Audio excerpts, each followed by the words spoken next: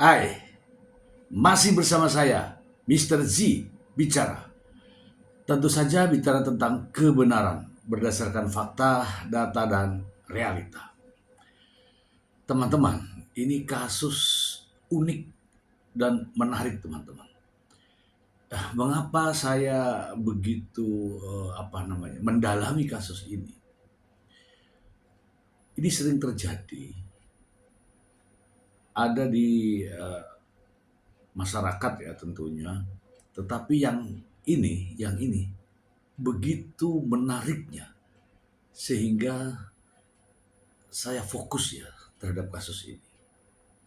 Coba Anda bayangkan, usia bayi 10 hari yang dilahirkan oleh Denada ketika itu. Sejak itu tidak lagi bersamanya hingga 24 tahun. Ini sebenarnya ngeri teman-teman, ngeri. Hanya mungkin ya karena melihat mereka sekarang sudah dewasa jadi ya. Tapi kalau membaca kronologisnya, ini sungguh luar biasa teman-teman, luar biasa. Saya ingin membacakan informasi berikut ini untuk Anda. Langsung saja ya ke sumbernya ya dari TV One News. Alasan Reza belum buka pintu maaf untuk Denada diungkap oleh Ronald Armada. TV One News, alasan Reza Rizky Rosano belum buka pintu maaf untuk Denada akhirnya diungkap sang kuasa hukum Ronald Armada ke publik. Reza disebut masih menahan diri untuk berdamai meski peluang damai dengan Denada tetap terbuka. Ronald Armada membeberkan bahwa jalan damai sebenarnya bukan hal yang mustahil, namun ada syarat yang harus dipenuhi sebelum gugatan perdata benar-benar dicabut. Menurutnya, perdamaian tidak bisa hanya dilakukan melalui media sosial atau komunikasi singkat. Ronald menjelaskan bahwa terdapat 3 pihak prinsipal dalam gugatan tersebut. Pertama adalah Reza sendiri, kedua adalah ibu angkatnya, dan ketiga adalah ayah angkatnya yang selama ini membesarkan Reza dengan penuh kasih sayang. Ia menegaskan bahwa urusan pengakuan anak sebenarnya sudah selesai, tetapi bentuk penyampaian yang dilakukannya melalui media sosial dinilai belum cukup menunjukkan penyesalan secara langsung. Dalam tayangan di YouTube pada Februari 2026, Ronald menyampaikan, kan itu saja yang sampai saat ini saya tanyakan kepada yang bersangkutan si anak ini, kamu sudah merasakan dari hatimu apa belum? Belum katanya. Ya mungkin nantilah ya, next ya. Pernyataan itu menunjukkan bahwa Reza sendiri belum benar-benar merasakan ketulusan dari permintaan maaf yang ada. Bahkan Reza sempat mempertanyakan alasan komunikasi yang hanya dilakukan lewat pesan singkat. Ini ibu pada anaknya. Intinya kan pastinya kan Mbak Dena kan tahu Reza di mana. Di mananya di Jakarta. Kenapa nggak langsung aja gitu? Kenapa harus melalui WhatsApp? Ronald juga mengungkapkan bahwa Reza sebenarnya berada dalam posisi yang membingungkan. Ia menilai kliennya merasa takut dan khawatir tidak diterima apabila pertemuan terjadi tanpa adanya kejelasan sikap. Wow. Dia ini bingung mau menjawab apa lagi gitu loh. Itu maknanya dalam jawaban itu dia yang agak panjang tadi ya. Saya cerna tadi Reza itu takut berbuat gimana ini. Jadi simpelnya itu takut nanti dia nggak diterima. Selain itu Ronald menekankan bahwa permintaan maaf tidak hanya ditujukan kepada Reza, tetapi juga kepada kedua orang tua angkatnya Reza. Terus yang kedua, permintaan maaf si Denada itu kepada sang prinsipal kedua dan prinsipal yang ketiga, yang notabene ini adalah yang sudah membesarkan Reza dengan ikhlas, dengan kasih sayang, tetapi masih dijalimi. Ia bahkan membeberkan Keduanya, dugaan perlakuan yang dianggap tidak pantas terhadap orang tua angkat Reza. Pezaliman yang pertama, silaturahmi saja antara pihak prinsipal kedua dengan prinsipal ketiga ini nggak pernah dijemput, nggak pernah diterima oleh pihak Denada. Bahkan disuruh berdiri di trotoar, suruh menunggu 3 jam, 2 jam setengah, 2 hari berturut-turut, ujar Ronald. Menurut hal yang paling disesalkan adalah tidak adanya permohonan maaf secara eksplisit kepada kedua orang tuanya. Kenapa yang saya sesalkan kemarin itu Denada di dalam pengakuannya itu tidak juga secara eksplisit menyatakan permohonan maaf kepada kedua orang tuanya. Ronald pun menegaskan bahwa gugatan yang diajukan bukan semata-mata soal materi.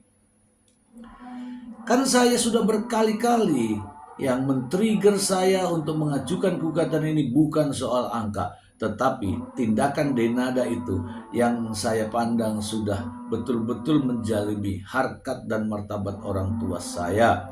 Dengan demikian alasan Reza belum membuka pintu maaf bukan karena menolak perdamaian sepenuhnya. Pihaknya hanya mengingatkan pertemuan langsung dan permintaan maaf yang tulus kepada 3 pihak prinsipal. Jika itu terpenuhi, peluang pencabutan gugatan tetap terbuka dan konflik panjang ini bisa berakhir damai. Oke teman-temanku, kita bahas yang ini, kita bahas. Nah, ini teman-teman ya, inilah pokok permasalahannya. Jadi begini teman-teman, ketika Denada melahirkan, ini tidak ada yang tahu. Tidak ada yang tahu, termasuk Ibu Ratih. Nah, setelah usia 10 hari, Bu Ratih ini mendapat kabar gitu loh, bahwa anak ini ditawar-tawarkan kepada pihak yang lain. Pada akhirnya Bu Ratih ini mendapatkan amanah lah bahasanya untuk memelihara anak ini. Setelah memelihara anak ini, singkat kata, tidak ada perjanjian, bukan adopsi ya. Intinya pokoknya gitulah. Nah, setelah 24 tahun lamanya, anak ini sebenarnya butuh pengakuan siapa sebenarnya ibunya. Dan ternyata benar kan? Akhirnya Denada mengakui bahwa dirinya lah sebagai ibu kandung. Tapi pernyataan pengakuan itu hanya melalui rekaman Instagram. Tidak secara langsung pengakuan itu disampaikan kepada Reza tatap muka. Karena tidak adanya tatap muka justru timbul pertanyaan, kenapa seorang ibu tega seperti ini? Dan tiba-tiba Reza itu dikirimkan pesan WhatsApp yang tentu saja tidak tahu Reza ini mau menjawab apa. Itulah faktanya. Dan pada akhirnya berlarut-larut sampai sekarang ini belum ada titik temu. Ronald Armada selaku kuasa hukum menyampaikan, boleh, nggak ada masalah permintaan maaf, nggak ada masalah. Yang penting terhadap Reza sebagai anak kandung yang selama ini terabaikan, terhadap Bu Ratih yang selama ini mengasuhnya, dan juga terhadap Dino Rosano yang selama ini sebagai ayah angkatnya. Masalahnya sampai di situ. Kalau ada hal-hal yang lain silahkan nanti dipertimbangkan. Gitu ya teman-teman ya. Tetapi faktanya Denada ini keras kepala. Denada ini keras hati. Ya faktanya memang demikian. Tidak ada pertemuan, tidak ada niat untuk bertemu anaknya. Padahal ini kan bulan Ramadan ya. Sudah disampaikan ingin nanti begini, ingin nanti begitu. Bahkan ingin lebaran bersama-sama. Tapi sampai saat ini tidak ada niat baik itu. Kalau tidak ada niat baik, masa orang mau ngemis-ngemis, ya kan? Itu masalahnya. Dan teman-teman, ini ya kasus ini itu baru kali ini saya mendengarnya. Seorang artis, public figure yang tidak bisa dijadikan contoh. Kenapa? Nih, satu ya, menjauhkan anak kandungnya sendiri. Yang kedua, tidak peduli, ya kan? Tidak peduli. Yang ketiga, ini nih 24 tahun lamanya baru ada pengakuan. Itu pun hanya melalui media sosial. Yang keempat, sampai saat ini belum pernah ada yang namanya pelukan dari seorang ibu kepada anak kandungnya. Tidak ada, teman-temanku. Ini nanti kalau berlanjut, yang repot juga Denada sendiri. Kenapa saya katakan demikian? Karena di situ ya ada kelemahan-kelemahan. Denada selama ini mengabaikan betul tanggung jawabnya sebagai seorang ibu. Tidak ada niat sedikit pun untuk mencari anaknya. Tidak ada. Ya, tidak ada. Sampai 24 tahun. Coba tunjukkan kepada saya, teman-teman, bahwa Denada itu mengakui Reza itu anaknya selama 24 tahun ini. Bukan yang kemarin ya. Tidak ada jejak digitalnya, teman-teman. Teman-teman, saya juga memiliki rekaman pandangan dari seorang praktisi hukum ya. Teman saya, Leonardus Sagala. Berikut ini. Topik hukum yang akan saya bahas hari ini berkaitan dengan adanya gugatan yang diajukan terhadap Denada berkaitan dengan penelantaran seorang anak laki-laki. Penggugat dalam hal ini atau seorang anak ini mengaku bahwa dia secara biologis adalah anak dari Denada, tapi selama ini tidak pernah dibiayai dan ditelantarkan. Lalu bagaimana sebenarnya hukum melihat kondisi atau kasus seperti ini?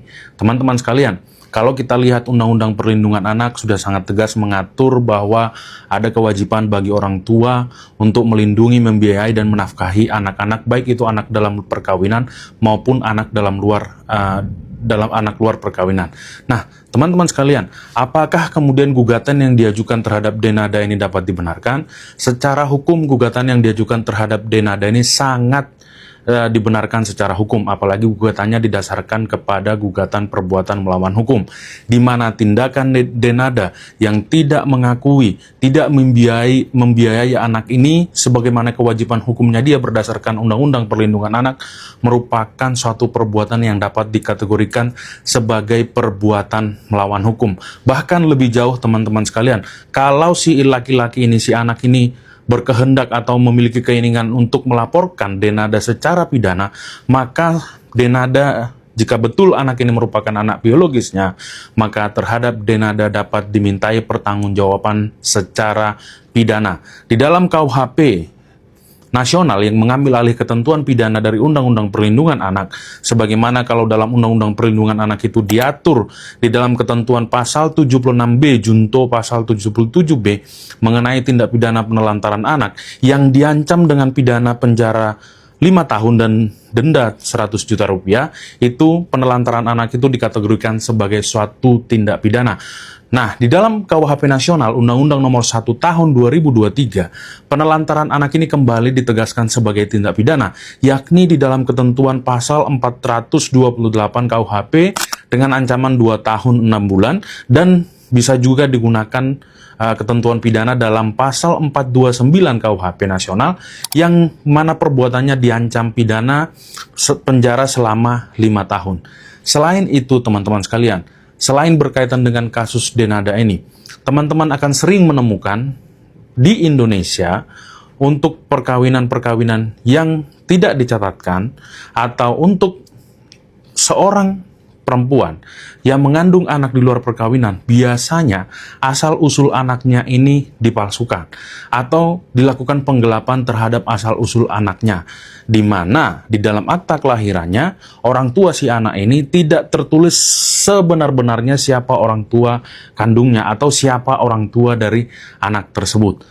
Teman-teman sekalian, praktek-praktek di mana akta kelahiran anak dibuat bukan berdasarkan kondisi yang sebenarnya, bukan berdasarkan orang tua yang sebenarnya, sesungguhnya ini merupakan suatu tindak pidana yang dianggap sebagai penggelapan asal-usul anak. Ya, sebagaimana dalam KUHP baru atau KUHP nasional itu diatur dalam pasal 401 KUHP yang diancam dengan pidana penjara selama 6 tahun. Jadi teman-teman sekalian, kalau di sekitaran saudara atau mungkin yang menonton video ini ada anaknya di mana di dalam akte kelahirannya tertulis orang tuanya bukan orang tua yang sebenarnya, maka segera perbaiki. Karena apa? Si anak itu berhak untuk mengetahui siapa orang tuanya dia yang sebenarnya, dan di dalam akta kelahirannya pula harus tertera secara langsung, secara jelas siapa orang tuanya dia yang sebenarnya. Jika kemudian ternyata di dalam akta kelahirannya itu tidak tercantum informasi yang sebenarnya, maka terhadap tindakan penggelapan asal-usul anak tersebut memuat keterangan yang tidak benar di dalam akta kelahiran anak tersebut dapat dipidana berdasarkan ketentuan pasal 401 KUHP nasional. Di dalam KUHP yang lama juga perbuatan yang sama diancam pula dengan pidana penjara selama 6 tahun. Sekian penjelasan dari saya, dan semoga pencatatan sipil akta kelahiran anak-anak di Indonesia ini betul-betul diterbitkan oleh pemerintah sesuai dengan kondisi yang sebenarnya, dan data yang tercantum di dalam akta kelahiran itu adalah betul-betul orang tua dari si anak tersebut. Sekian penjelasan dari saya, sampai bertemu dalam edukasi hukum selanjutnya. Terima kasih. Teman-teman, ini bisa saja terjadi ya, apa yang disampaikan oleh praktisi hukum ini bisa saja terjadi. Karena sedikit banyak ya kita semua sudah tahu. Ini benar-benar kejahatan ya, kejahatan. Tidak ada perlindungan terhadap anaknya sama sekali ya. Kalau benar-benar ini anak kandungnya, maka seorang ibu wajib melakukan perlindungan, pemeliharaan, dan bahkan menjamin kesehatan dan pendidikan. Tapi nyatanya apa yang dilakukan Denada itu tidak tercermin bahwa dia adalah seorang public figure. Ini pendapat saya ya teman-teman ya. Ini pendapat saya. Saya melihat Denada jauh dari apa yang saya pikirkan. Kemungkinan besar seandainya jika saja Denada itu menurunkan sedikit egonya, kemudian mendatangi di mana Reza berada, kemudian menyampaikan pada khalayak bahwa memang benar dia anaknya. Selanjutnya adalah minta maaf kepada Bu Ratih, apapun itu dia tetap tantenya, ibu asuh daripada Reza. Juga dengan Pak Dino Rosano. Apalagi itu Pak Dino itu omnya sendiri. Ya kan? Itu masalahnya, dan saya nggak tahu ya saya mau bicara apa ya, tetapi melihat dari gelagat-gelagat ini teman-teman, saya menduga bahwa memang benar tidak ada niat dari dalam hati Denada untuk Reza. Ya, saya tidak tahu ya. Inilah faktanya. Kita akan terus ngikutin perkembangan terhadap ibu dan anak ini. Ini kasus unik teman-teman, sangat unik. Mungkin banyak kasus, tapi ini apabila dikisahkan ini, wah, miris teman-teman, miris. Orang mungkin banyak ya yang ditinggalkan oleh bapaknya, tapi dipeluk sama ibunya, ya kan? Atau ditinggalkan ibunya, tapi tahu siapa bapaknya, tahu ibunya. Sementara yang ini sudah tidak diakui oleh ibunya, diabaikan oleh ibunya. Bahkan dia tidak tahu siapa bapaknya. Demikian teman-teman, semoga bermanfaat. Terima kasih. Bye.